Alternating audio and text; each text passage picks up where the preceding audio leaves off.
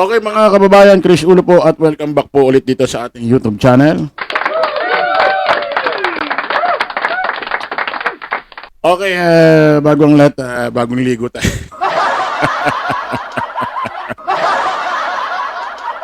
Sarap pala maligo, ano? Sarap pala ng feelings, no? Sarap pala ng feeling, sarap pala ng pakiramdam pag bagong ligo, ano?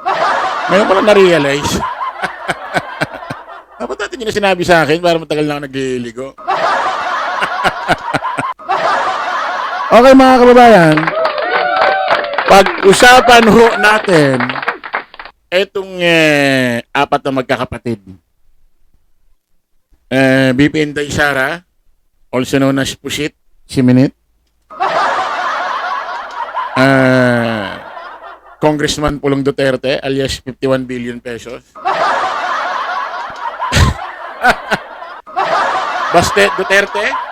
Oh, siyempre kailangan natin. Mayor Baste Duterte alias Boy Sampal. Sampalin daw si General Torre.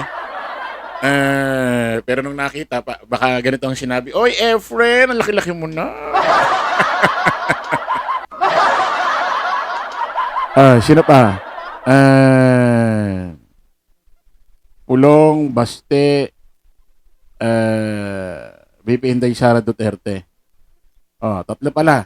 Yung tatlo. At ito hong pambansang marites mga kababayan ng Pilipinas. Pero wala sa Pilipinas ito eh. Nasa bansang ano yata ito? Bansang Thailand yata. Ito si Sian Gasa mga kababayan. Kasi alam niyo naman mga kababayan, halos lahat ho ng kinichismis, although sinasabi niya chismis, yung kanyang mga ginagawang pagbabalita, pag-a-update sa ating mga kanyang sasagap na chismis, minsan ay bumibingo sumasapol. Itong huling ginawa niya hong live sa kanyang social media platform, medyo controversial. Mukhang merong namilit kay Digong or may namilit kay Digong sa kanyang mga anak na umuwi ka. Uy, umuwi ka. Parang ganun eh. Para bang sabi natin may nag-traitor ba? Parang ganun kasi ang kwento, ang paliwanag ni Sian Gasa eh. Play natin, patugtugin natin mga kababayan ha. First, yung paglipad ni former President Rodrigo Duterte to Hong Kong ay matagal nang nakaplano at all. Okay. Long planned, tagal na siyang scheduled. So, definitely, yung paglipad niya from Davao, tama ba? Davao to Manila to Hong Kong ay walang kinalaman sa ICC warrant. In short, matagal nang nakaplano yung, campaign ba nila yun? Event ba yun? Or whatsoever, chuba chuchu ek sa Hong Kong? Matagal na yung Habang nakikinig ko kayo kay Sian Gasa, may titignan lang ako sa aking FB account. Itatry ko lang i-recover yung minsang nag-message sa akin about Hong Kong, ha? Pakinggan nyo lang si Sian. plano. Saglit lang ho yan. Para sabihin o bigyan ng kulay na kaya siya pumunta sa Hong Kong para takasan yung ICC warrant is definitely not true. Mas paniniwalaan ko pa yung chismis na yung pag-aresto sa kanya ang nag-adjust sa Hong Kong.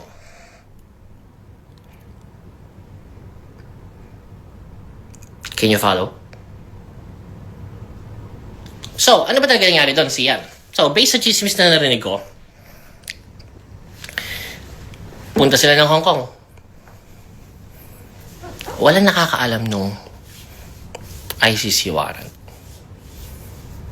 Meron lang isang source na tsumika sa Duterte team na may posibilidad na meron ng nakahain na ICC warrant.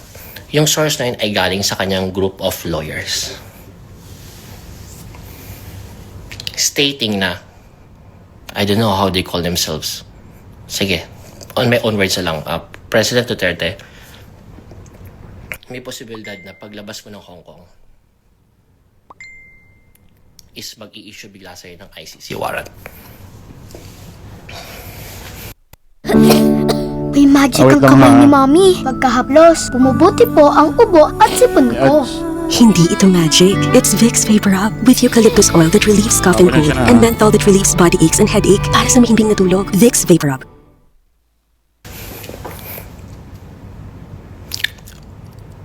On that night, bago sila lumipad, alam na niya.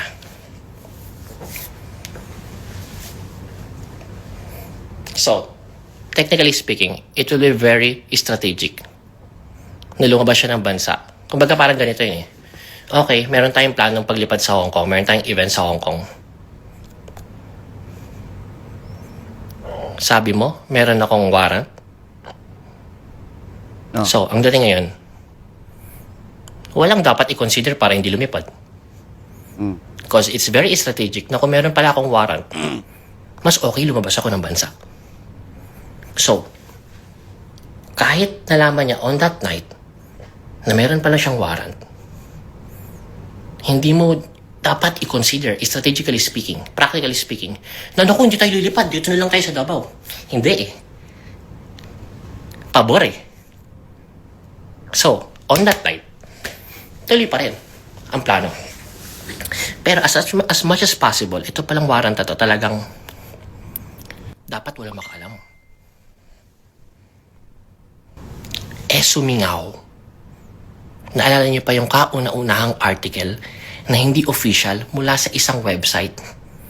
Hindi to news agency na unang nag-release na former President Rodrigo Duterte meron na daw warrant of arrest mula sa ICC. Walang naniwala, men. Pero, dahil dito sa isang website, hindi ko pwedeng banggitin kahit alam na ng utak ko kung ano yun bawal ko banggitin dito Dahil dun sa unofficial article, news article, nung website na yun, sumingaw. Nag-trending sa social media. Na no choice ang ating government na kailangan nila mag-release ng statement about it. Naalala niyo yung mga unang statement? Why klaro? Walang klaro. Tama. Naalala niyo pa yun? Ano ba yung official statement na yun? Sinasabi nila na hindi kami sigurado kung meron ba. But we hear mukhang meron. Parang ang gulo-gulo ng statement Kaya nga binash ng mga DDS yung government, yung administration. Stating na, hoy! Ano ba kayong klase? Gobyerno ba talaga kayo? Di ba binash-bash sila Na bakit kayo magbibigay? Bakit nyo sasabihin sa official statement na rinig-rinig nyo lang, hearsays nyo lang? Blah, blah, blah, blah, blah, blah, blah, blah, blah. Naalala nyo pa yon on that very day. Tapos pinagbabasir sila. Ang ba kayo? Pag kayo, hindi kayo maayos mag-function. Hindi kayo naglalabas ng official statement without you knowing it. Na yun pala talaga yung ginagawa nila. They're intentionally doing it. Not confirming, not denying. Eto na, Mars. May kakapitan ka na. Ganun, kapit ka naman. Dapat kapit na kapit ka dito. Alam mo nakakahiya kayo, baka ako magulat kayo siya sasabihin. Kaya medyo hindi ako, wala ako sa mood. Wala pa ako sa mood dito Hindi pa okay yung mood ko ngayon kasi kanina pa ako nadjejebs. Pero dahil meron akong responsibilidad at obligation sa mga marites ng Pilipinas kagaya ninyo nanonood dito, so pinipilit ko lang na ayusin tong kwento to. Kumapit ka na, Mars. Eto na.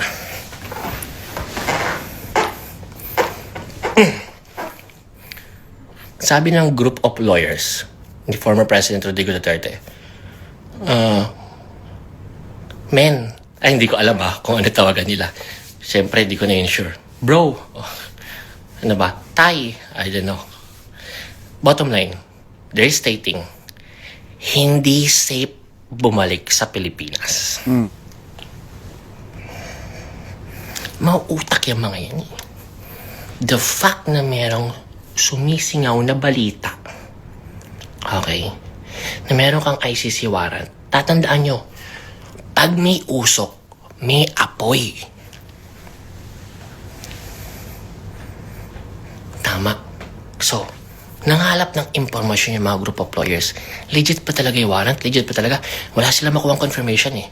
Pero ang pinopoint out nila, kung merong usok, may apoy, at hindi ka safe umuwi ngayon, eto na ang plot twist. Ah.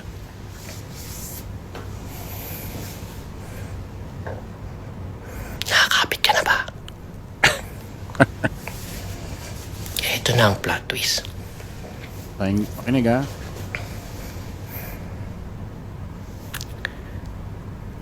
May nakialam na anak. Isa sa anak. Stating na kapag hindi ka umuwi ng Pilipinas, para nating sinabi sa mga taong naniniwala sa atin na mahina tayo, na tumatakbo tayo, at makaka-epekto ito sa upcoming na eleksyon ng ating mga senatorial balls and even the big one on 2028. Pwede. So, sabi ng isang anak, I don't know how they call, tatay, papa, daddy, I don't know, I'm not sure. I think kailangan mong bumalik sa Pilipinas to show all of them na hindi tayo basta-basta tumatakbo. Pero, sabi niya, before natin gawin yan at before natin pagdesisyonan yan, tatawagan ko muna yung insider, yung contact natin sa loob. May tanim sila, definitely. Ito muna tayo. May analyze natin, para bang ang dating. May mga abogado siya, kasama doon sa Hong Kong, na kung saan, hindi ligtas umuwi. Kasi may rumor na aarestuhin ka, Mr. Former President Rodrigo Roa Duterte. Kaso may isa sa kanyang mga anak na nagsabi na kailangan mo umuwi. Kasi papaano yung mga senatorial candidate mo?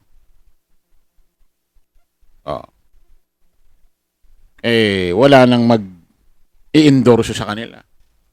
O pwedeng maka-apekto yan sa darating na halalan. Pag sinabi, Chris Ulo, paano naging apektado anak niya doon?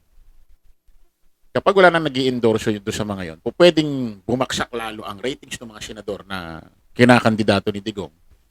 At wala na silang, pag lahat yun natalo, wala na silang magiging tanim. Or wala na silang magiging tuta doon sa Senado na kung saan pwedeng magproteksyon kay VP Inday Sara Duterte pag nagsimula ng impeachment trial sa July 30. Dahil iba na ang mga senador nun. So, pwede kaya rin na pinauwi, sinadya na lang talagang pahuli, pasubo si Digong na arestohin para makakuha ng simpatya si VP Inday Sara Duterte sa taong bayan. Baka lang naman.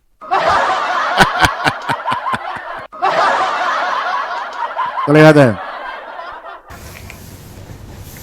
Eto na ang plot twist over plot twist. Tingnan nga ha.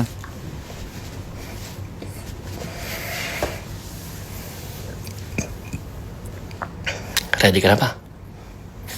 Baka di mo kayanin. Baka isipin mo, Netflix yung pinapanood mong kwentutan. Tinawagan na yung contact sa loob. Pagtawag sa contact, sabi ng contact, balikan ko po kayo after few hours.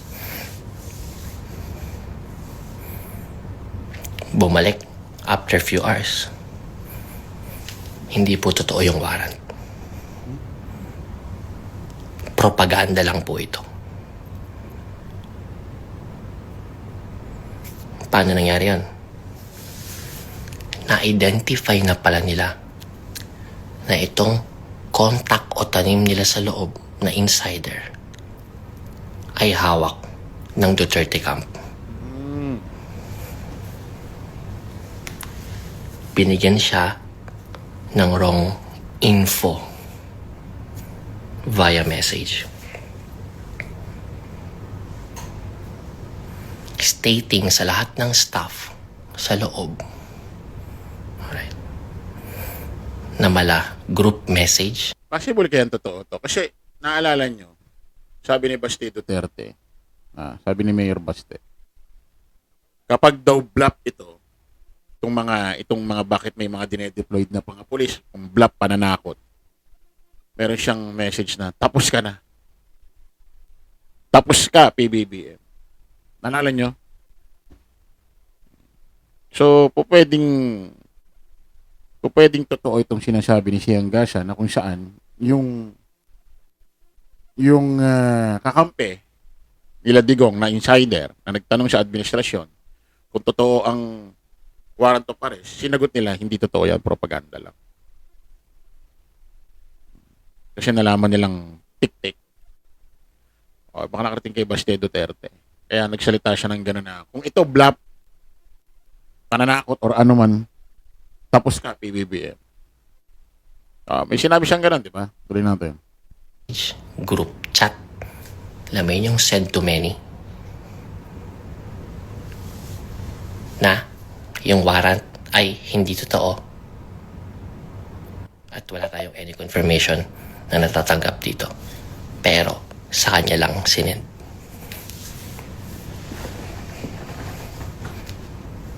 Huwag kang magmalinis! Nagkulang ba ako sa So, yun po mga kababayan, maliwanag. According dito kay Sian Gasa, may anak na, although sinasabi ng mga legal counsel niya, hindi ligtas umuwi.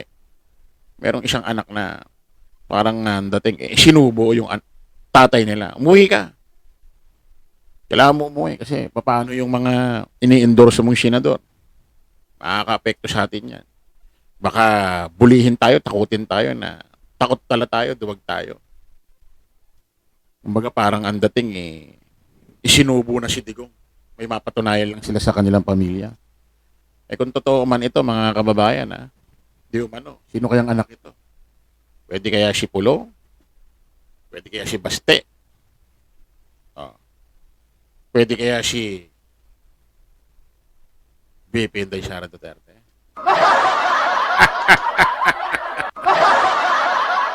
Okay, maraming salamat po mga kababayan. Kita-kita ulit tayo sa panibagong live, panibagong vlog. Alam po samantalangin yung lingkod Dos Chris Ulo. Lagi natin tatandaan, don't follow the majority, follow the right way. Maraming salamat. Kita-kits po tayo ulit. Bye-bye.